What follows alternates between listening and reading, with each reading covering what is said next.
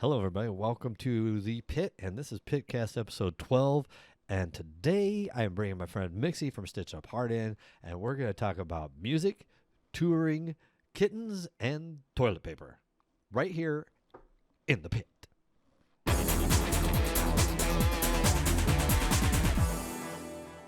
Um, so I'm so happy to see you.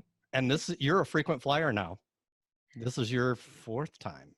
Yeah, I've been on, I don't know, I remember the very first time it was at that little tiny dive bar in Omaha. What is it called? It's called Wired now, but it used to be called Shamrocks. Shamrocks. Yeah, I knew they changed the name, but I remember it was in the back where they were playing um, that potato sacky thing. Yes. We call it bags in this area. Oh, bags. Bags. I don't play. I don't know. So this is I'm going to say over the last year, you have been doing amazing over the last year. Not this last 3 months kind of sucked, but songs coming out, kind of teasing our souls with new music, which I thought was cool. Thank you. And we talked about that last summer. Mm-hmm. And then you hooked on a tour last year with Godsmack. no, not them. Oh, Were they first? the first tour we did last year was Godsmack and Godsmack, and then we're going to do the one with the Steel Panther. Hailstorm and In This Moment and New Year's Day. Okay. Yeah, that was the year before, so it was like 2 years Oh, ago. wow. Has it been that long? Yeah, it was pretty, like, two back-to-back amazing tours, you know? It was really Right. awesome. And he is so lovely. What's his name? That's Neptune. I have 3 foster kittens. As soon as we got the word that the Sebastian Bach tour was postponed, the first thing I did was order a pizza because I'd been on a strict eating food diet for the tour. And then the second thing I did was hit up the Kitten Rescue, kittenrescue.org, to foster some bottle babies. And he's a sweetheart. Neptune is one of them. Yep, Neptune, Mars, and Jupiter. Wow. They're all Greek mythology people. They're all little space babies. Oh, space. See where I am. So yeah, I guess I didn't realize that. I did mention the show that was supposed to be in Council Bluffs because you weren't on that ticket. It was just New Year's Day, Hailstorm, and In This Moment. Yeah, they just the production company or the team of production wanted to keep it to 3 bands because they thought it was just too much, unfortunately, because it's really bummer because that was the coolest tour ever. I mean, it was so many inspiring women. And that stage is so accommodating. It could have put 10 bands on there. It would have been fine. Yeah, it was awesome. The month that we did with them was incredible, and I'm just grateful we even got to do that, you know? That was super cool, and I was really stoked when I saw them coming to Omaha, and then when I got there, it's like, hey, we're forgetting somebody, but I got to catch up with you after that anyway. So. Believe me, I was so bummed out that we couldn't do the rest of it, but it was beautiful, amazing, inspiring tour. I bet. And it was a good show, too, just so you know that. You started releasing songs one at a time. And it's like, this is cool. And I appreciate that you're still being creative. You're still writing songs and not under the pressure of putting out a new record. So you're just doing them in your own time. And I'm thinking to myself, man, these are all really good. And then when I saw you in Omaha with Godsmack, I was like, are you having a new record coming out? I wanted to know when it was going to happen. You're just kind of hemmed around a little bit. And I appreciate it, too, because it made me wait that much longer for what I think is a really good album. Oh, thank you. Yeah, it was kind of interesting how it all kind of rolled out. We had finished it a year before the Lost came out with Sully on it. Mm-hmm. And it was pretty much done. And I kind of thought it was going to come out that summer, but then the label kind of brought me the idea of rolling it out like a waterfall effect and having a song a month kind of release. So everything was done. It was just how we rolled it out. It took until March 13th of this year for everything to be released. And I thought it was great because it'd been a couple of years since we released new music. It built some momentum back in. And I think it gave people something to look forward to every month rather than just giving everyone everything at once. And you have all of it. So it's, I love the way it was rolled out. And personally for me, I love having new stuff all the time. It's like you get a gift in the mail, you know? It is. And it keeps you in everybody's head. It keeps you relevant. It keeps you in everybody's head because every time it's like, what's the next one? And I was just like waiting. I was like, man, I can't, you're on my list every time. It's like, oh, they got a new one. Time to put you on my list. So, No, thank yeah. Yeah, it was fun. So you got to tell me a story because I followed you guys on Twitter enough to see the build up for Lost as well, and meeting Sully Erna and not I kind of knew the process but didn't really know the process. So how did your partnership with Sully come about for Lost? Oh man, I've known him for a few years. We were actually put together to collaborate at the very beginning of the writing session for this record. So I flew out to New Hampshire, well, to Boston, and his place was in New Hampshire, and we met for the first time, and it was like we instantly clicked and like became best friends. It was like immediate best friends. So we just kept in touch, just texting back and forth for a couple of years, and when it came time to towards the end of the writing process to start going in and actually like finishing all the songs, my management was like, hey, would you think Sully'd be down to like sing on one of the songs? And I'm like, I don't know, I don't want to ask, so but I just got the guts and I asked him, and he's like, absolutely, as long as it's the right song. So we went back and forth about doing a cover. We couldn't figure out which one we wanted to do. Nobody could agree on everything. So finally, at the end, we were done recording the album. I was listening to Lost, and I was like, this has a really cool, like, heavier kind of instrumental part that could use a vocal, and Sully would be perfect over this spot. So there you go. And I hit him up, asked him what he thought. He said it was awesome, and he'd never heard me sound that good, my voice, and he loved the song. And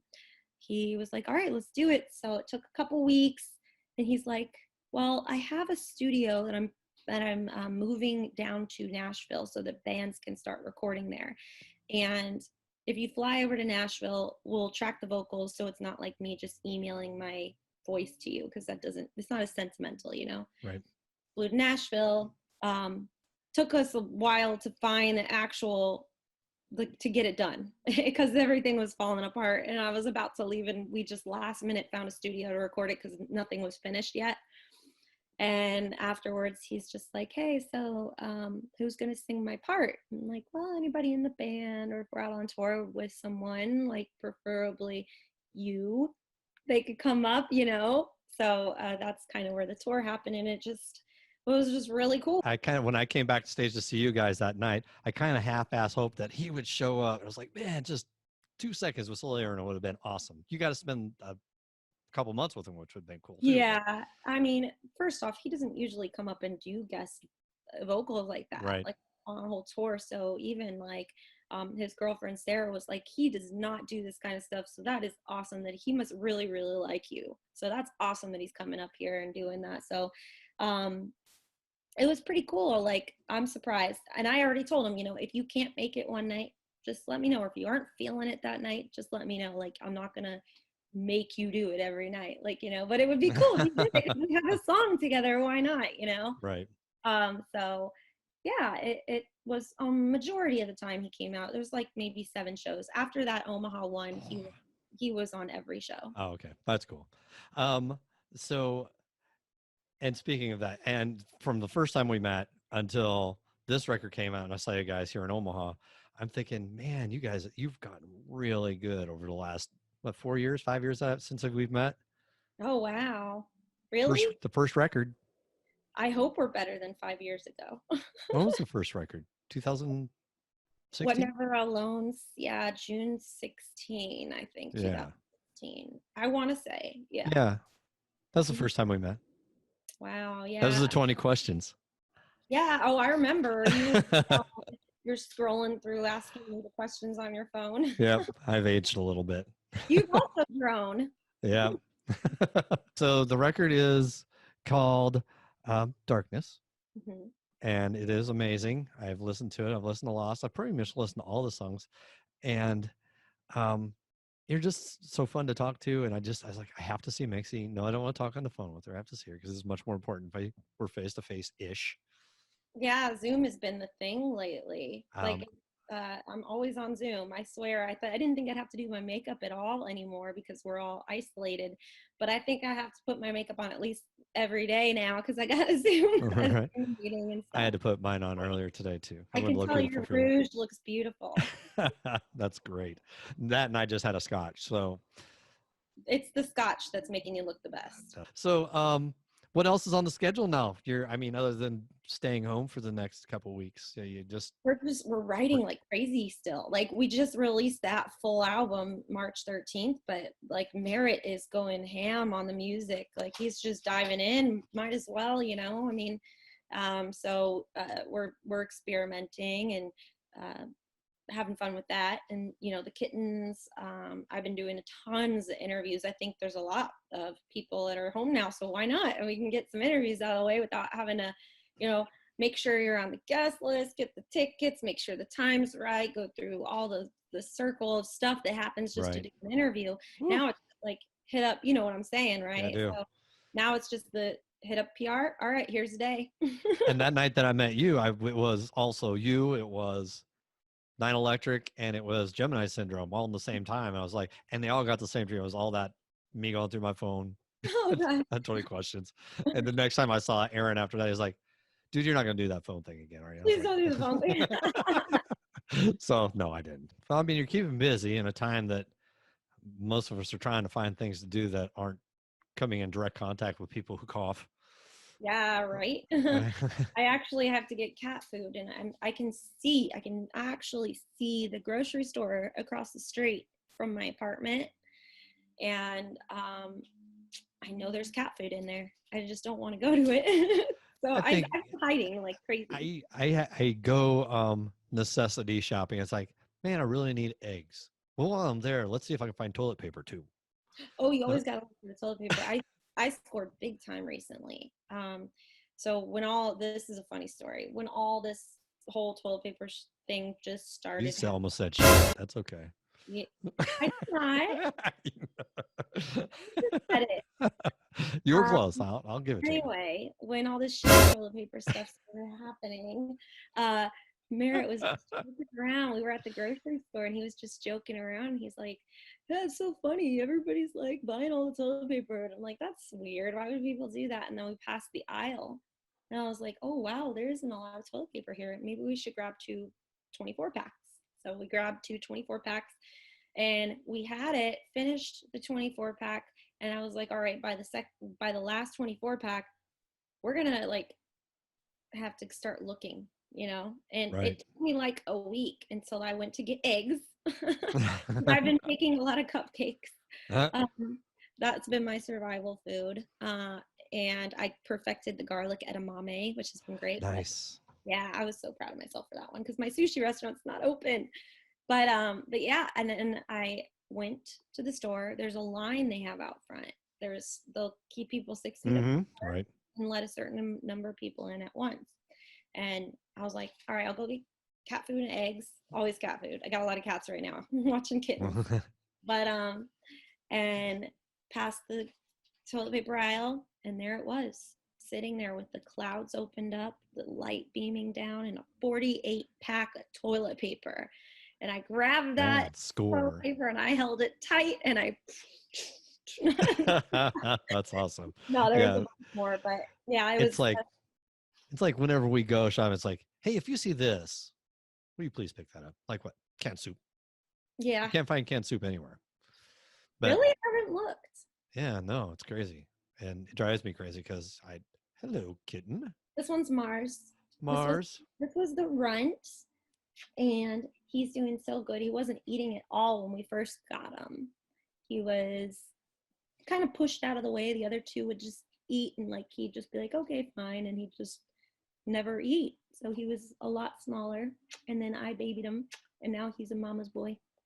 One last thing I'm going to cover with you, and this happened right before the show hit the fan, was that you had announced a tour with Sebastian Bach.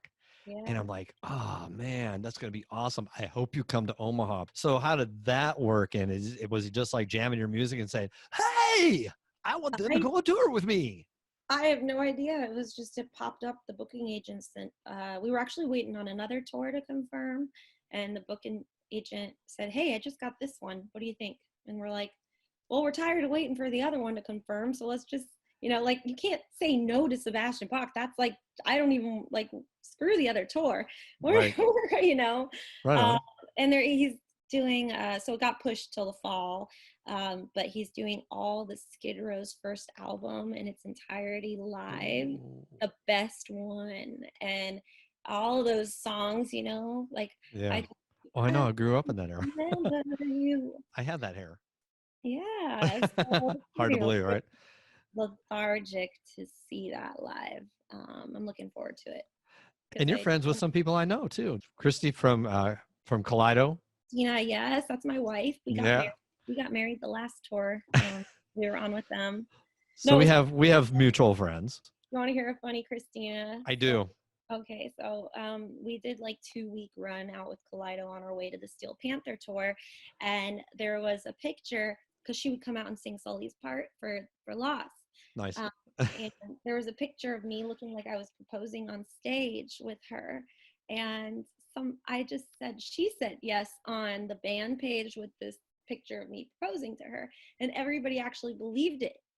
And like, I didn't think that I thought like they thought it was a joke, it's cool. And everybody's like, congratulations, that's amazing. Oh, wow, I didn't know that you were into that. But, like, just like, congrats. And we're like, oh, and so the next time we went to the next show, and these 3 girls came up to me like, oh, congratulations, by the way. And I was like, for what? And they're like, the engagement. And I was like, oh no, it was just a picture. It looked like I was proposing, so I thought it was funny.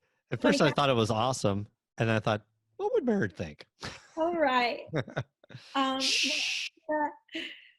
So he has 2 wives. No, I'm just kidding. That's awesome. I don't think that any man would be upset having 2 female fronted rock singers, especially Christina. Yeah.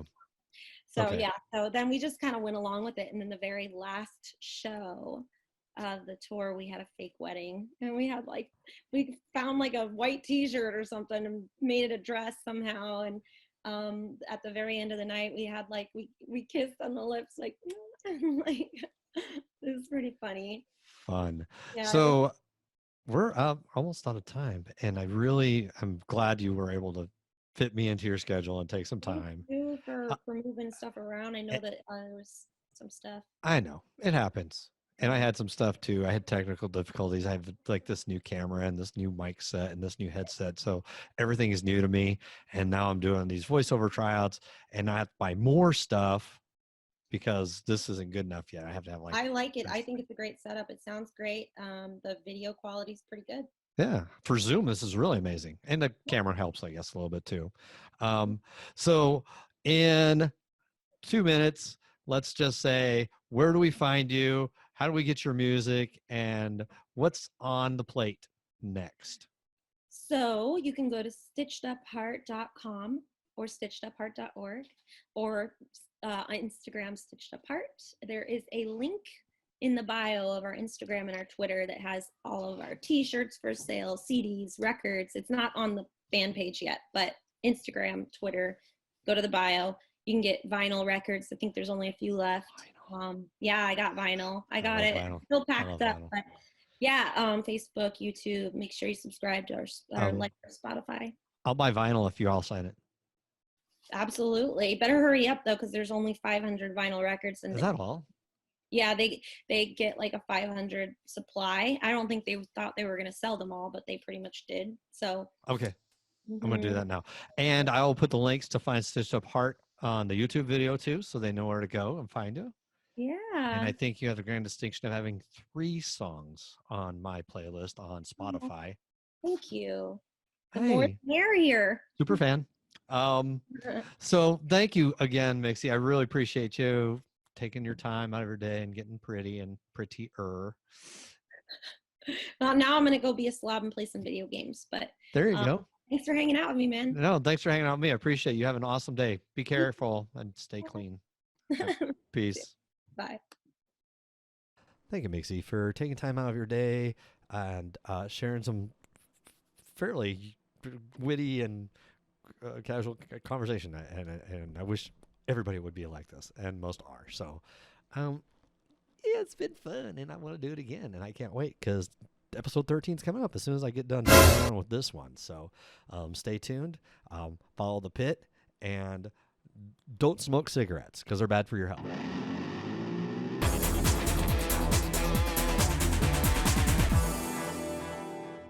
Hello, everybody. Welcome to the pit. This is episode 12 of the Pitcast with Mixi of Stitched Up Heart, and we're going to talk about music. We're going to talk about kittens. We're going to talk about touring, and we're going to talk about toilet paper. And that's no shit. I sort of put some foundation and a little eyeshadow on for you. Oh, that's so nice of you that you got gussied up for me. I'm still wearing my pajamas. Hey, Kitty, I was going to bring my dog upstairs, but he acts like he's in a forbidden place when I bring him upstairs to my office. And he is most of the time. CDs. I love CDs.